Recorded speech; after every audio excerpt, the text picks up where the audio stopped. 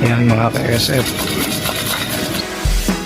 Aray ko po, ito na ba? Sinasabi ko, pumitik na. Ayan mga ka-SF. Tatlo-tatlo muna para hindi tayo mabigla.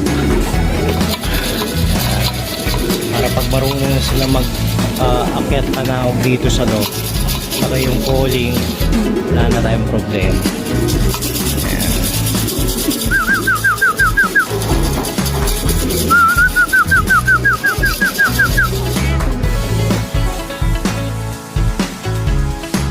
First 3 natin mga ka-SF, sila yung pitong nilabas ko sa Avery kahapon.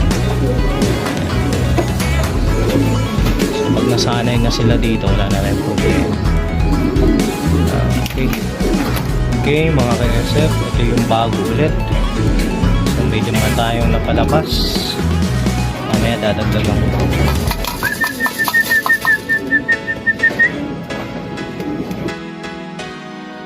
Ayan mga ka-SF. So tinuturuan ko sila maglabas-pasok dito sa sa pintuan para hindi na sila naiilang.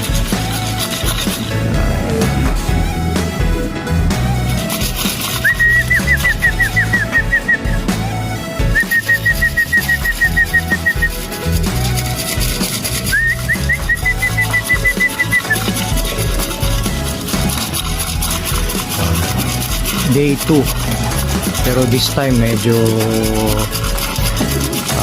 alternate yung palabas natin.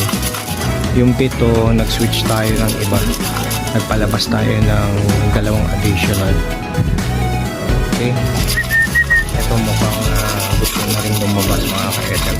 Dapat i-entry ko to sa Alegre, ay sa BBC, kaso maraming gastos kaya medyo delay. Baka ilalaro ko na lang ito ng Old Bird sa club. Meron pa naman tayong 3 backup saka 2 tuturuan.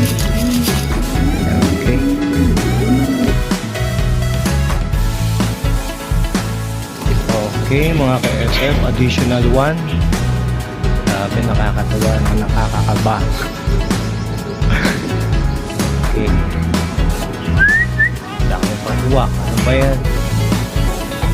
Pag nakapagpapasok na tayo this time, oras na. Ano na?